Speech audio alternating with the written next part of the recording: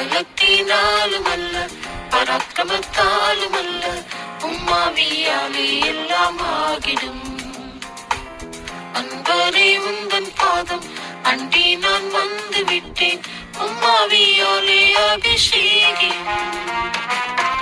பலத்தினாலும் அல்ல, பராக்கிரமத்தாலும் அல்ல, உம்மாவியாலே எல்லாம் ஆகிடும். அன்பரே உந்தன் பாதம் அண்டி நான் வந்து விட்டேன், உம்மாவியாலே அபிஷேகம்.